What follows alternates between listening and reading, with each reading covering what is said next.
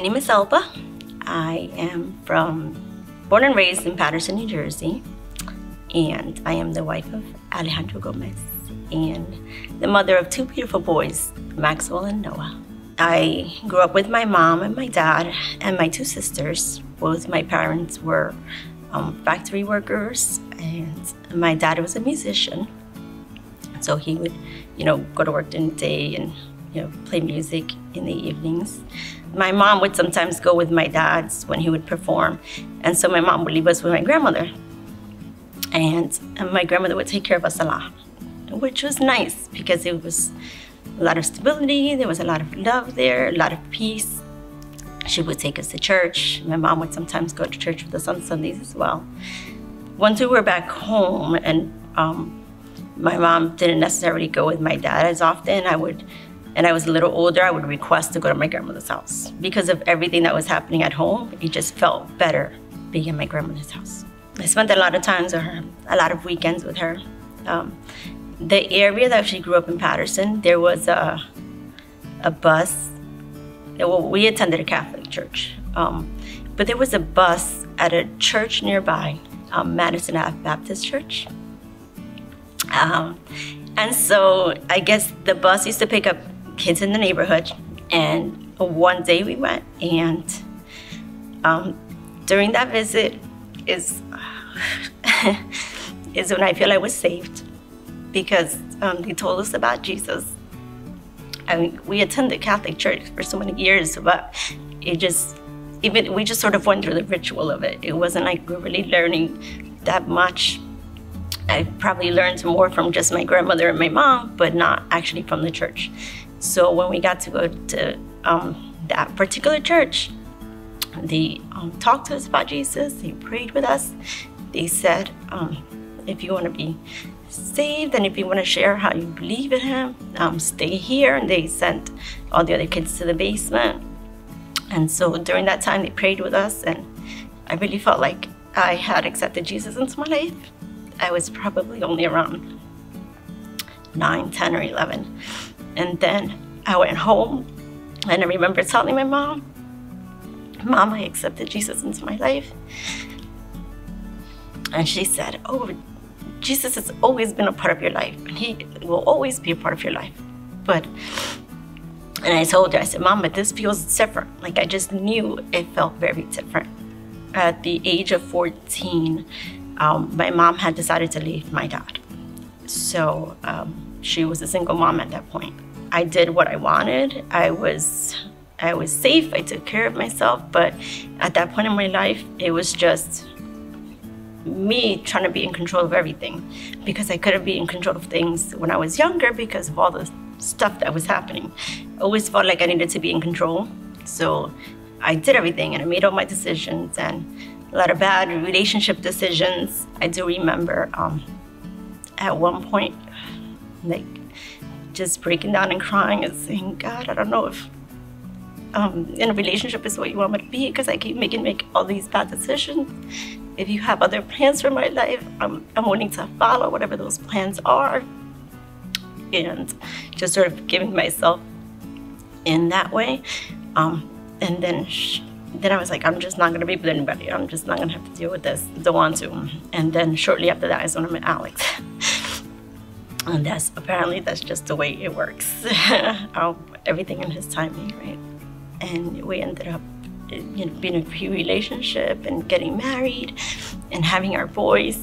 And when Noah was about 5 years old, 6 years old, when he started school, I guess other kids were talking about church, and he would ask us, "Why don't we go to church, Mommy?" And then he would start asking me questions about God that I just didn't have answers to.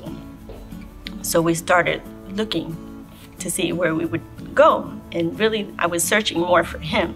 Like, I don't have answers for him.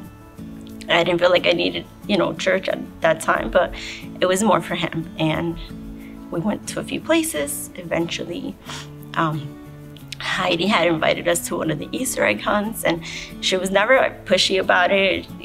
She just happened to invite us to the Easter egg hunt, and we didn't go.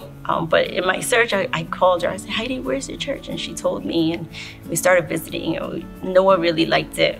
Maxwell struggled in the beginning a little bit. There was a service that Pastor Chris had one time that he talked about parents bringing their kids and how he knows that the parents are looking for Jesus to be in their kids' lives. And he mentioned how really it's important for the parents to have Jesus in their life, because then the kids are really learning that way about Jesus. And I remember that day praying about it and sort of giving myself to Jesus again and to God, and saying that I did want it to be a part of my life.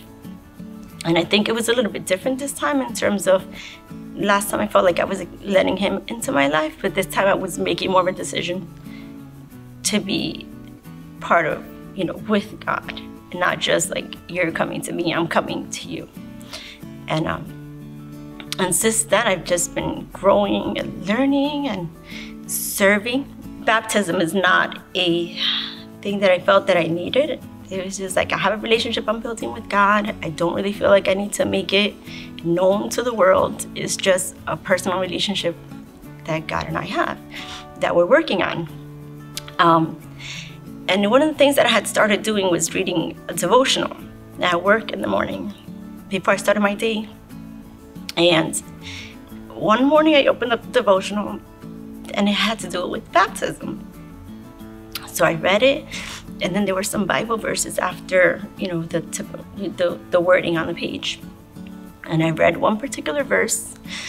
Your old sin-loving nature was buried with him by baptism when he died.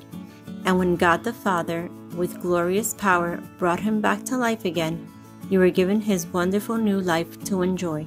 Romans 6:4. I felt something when I read that verse. I didn't stop to think about it too much. I didn't even pray afterward, but God was trying to talk to me. And I'm at work and I'm thinking, but I have to get to work. I don't have time to really have this conversation with you. And then it just kept tugging at my heart. So I stopped what I was doing. I put my head down and I prayed. I was like, God, what are you trying to tell me?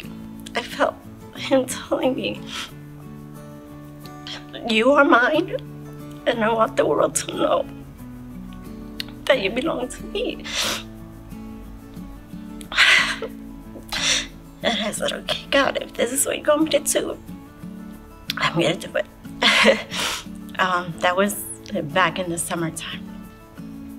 And so that's how I made my decision to get baptized. Some time has gone by, and now I don't just feel like it's him telling me to do it. I want to do it as well. I want to let everyone know that I've made this decision to follow God and that I am his.